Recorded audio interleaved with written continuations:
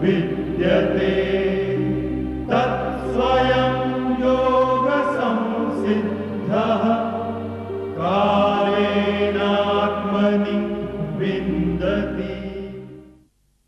ఎప్పుడైనా ఎవరైనా ఋషి కానీ తపస్వి కానీ అవతార పురుషుడు కానీ లేక మహానుభావులెవరైనా కానీ విశేషంగా ఎక్కువ సమయం వరకు లోక కళ్యాణం లేక ఆత్మకళ్యాణ సాధన కొరకే ఒక ప్రదేశంలో స్థిరంగా కొంతకాలం ఉన్నచో అక్కడ వాతావరణం దివ్య స్పందనలతో విశేష శక్తితో నిండిపోతుంది. ఆ ప్రదేశమే తీర్థస్థలంగా రూపొందుతుంది.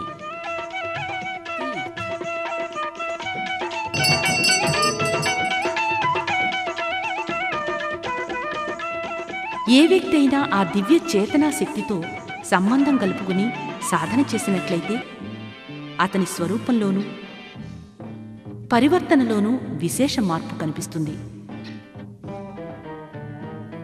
ఇందువల్లనే నరుని స్థాయి నుండి నారాయణునిలా మారేందుకు తీర్థస్థాపన, తీర్థసేవనం మరియు తీర్థయాత్రల పరంపరలను భారతీయ సంస్కృతిలో తెలుపబడింది. తీర్థాన్ని సేవించడమే మానసిక చికిత్సా పద్ధతిగా చెప్పబడింది. పుణ్యతీర్థానికి వచ్చిన వారు ఆత్మశోధన మరియు ఆత్మ పరిష్కారముల సాధన చేస్తారు. ఇక్కడ ఏకాంత పరిస్థితుల్లో వ్యక్తి ఆత్మచింతన ద్వారా భూతకాలంలో తను చేసిన తప్పులను అర్థం చేసుకుని వాటిని సరిదిద్దుకుంటాడు. పాపాలకు ప్రాయశ్చిత్తం చేసుకుంటాడు. యోగాభ్యాసంలోనూ తపస్సాధనలోనూ మునిగిపోతాడు. ఇక్కడ ప్రాణవంతులైన సాధువుల సాన్నిధ్యంలో స్వాధ్యాయము, సత్సంగాల లాభాలను పొందుతాడు.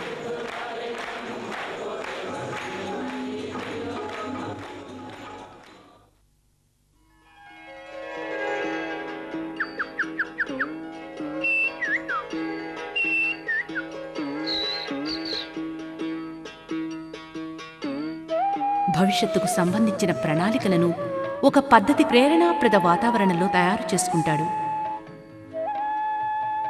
సరైన పద్ధతిలో తీర్థాన్ని సేవించడం వల్ల శారీరక, మానసిక ఆరోగ్యంలో మార్పు మరియు జీవన పద్ధతిలో పరివర్తన వస్తుంది. భవిష్యత్తులో కాయకల్పం వంటి లాభాన్ని పొందుతాడు.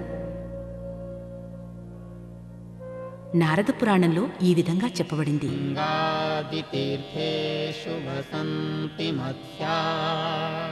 దేవాలయే పక్షిగణాశ్చ సంతి భావోజ్జితాస్తేన ఫలం లభంతే తీర్థాచ్చ దేవాయతనాచ్చ ముఖ్యాత్ భావం తతోర్హితు కమలే నిధాయ తీర్థాని సేవేత సమాహితాత్మా. అంటే గంగా మొదలగు పుణ్యతీర్థాలలో చేపలు నివాసం ఉంటాయి. దేవమందిరాలలో అనేక రకాల పక్షులుంటాయి. వాటి చిత్తంలో భక్తిభావం లేకపోవడం వల్ల తీర్థాలలోనూ దేవాలయాలలోనూ కలిగే ఫలితం వీటికి లభించదు. భావాలను అన్నింటినీ ఏకాగ్రచిత్తం చేసి తీర్థాన్ని సేవించుకుంటే చాలా లాభదాయకం.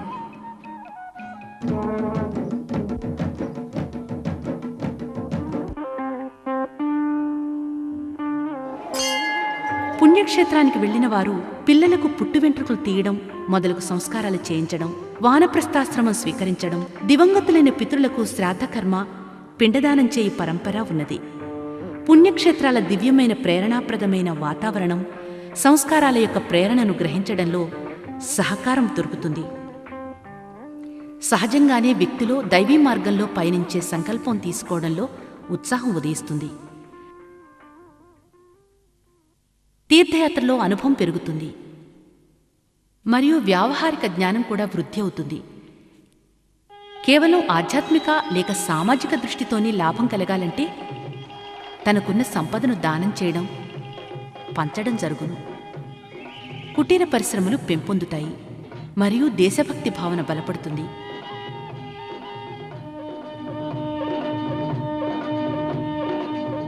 ఒకరితో ఒకరు కలియడం వలన, పరిచయం పెరగడం వలన ఆత్మీయత పెరుగుతుంది.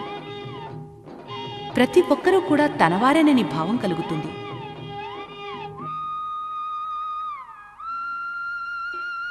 ఈ పుణ్యతీర్థం భారతదేశపు ఐకమత్యపు భావనకు ప్రతీక. తీర్థాల ద్వారా భారతదేశంలో ఉండే వివిధ ఆచార వ్యవహారాల వారు ఒకే భావనాత్మక సూత్రంలో బంధింపబడి ఉంటారు. ఉత్తర దేశంలోని గంగోత్రి జలాన్ని పొంది దక్షిణ దేశంలోని రామేశ్వరం ఆనందం పొందును.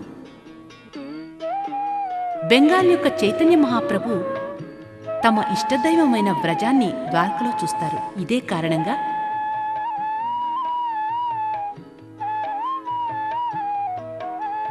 ఉత్తర, దక్షిణ, తూర్పు, పడమరలు అన్నీ ఒక్కటే అనే భావం క్షీణించ అలాగే ఉంది. భారతీయ సంస్కృతి యొక్క తీర్థ పరంపరలో తీర్థస్థాపనకు 3 ఉద్దేశాలున్నాయి. మొదటిది, తీర్థంలో వచ్చేవారి యొక్క శిక్షణ గురించి ఉచిత వ్యవస్థను ఏర్పాటు చేసి మరియు వారికి సాధన చేయు నిమిత్తం తగిన వాతావరణాన్ని నిర్మించడం. రెండవది, తీర్థం చుట్టుప్రక్కల క్షేత్రాలలో సాంస్కృతిక పర చైతన్యాన్ని ప్రచార ప్రసారాల బాధ్యత. మూడవది, ఏ సమయంలోనైనా దూర ప్రదేశాల నుండి కూడా తక్కువ సమయం అయిన పుణ్యతీర్థ స్థలాలకు వెళ్ళినట్లు జనులందరినీ ప్రేరేపించడం. పూర్వకాలంలో ఈ ఉద్దేశాలను పాటించేవారు.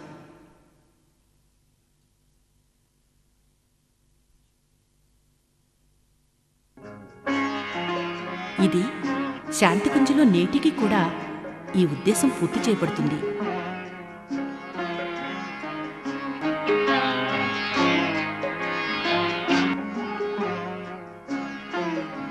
సప్త సరోవర క్షేత్రంలో శాంతికుంజ్ హరిద్వార్ ఉంది. ఇదే ఒకనాడు ఋషి విశ్వామిత్రుల తపస్థలం. ఈ విషయాన్ని యుగ ఋషి పండిత శ్రీరామశర్మ ఆచార్య గారు తెలుసుకుని తన సాధనా సహచరి అయిన మాతా భగవతీదేవి శర్మ గారితో కలిసి దీన్నే తమ తపోకేంద్రంగా భావించారు. నేటికి కూడా ఇక్కడ కొన్ని వేల మంది సాధకులు ఆత్మశోధన, ఆత్మ పరిష్కార సాధనలో ఎప్పటికీ మునిగి ఉంటారు.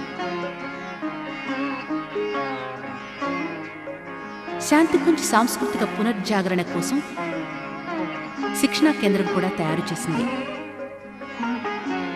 అందువల్లే దీనిలో యుగతీర్థమనే సంకేతం ఉంది.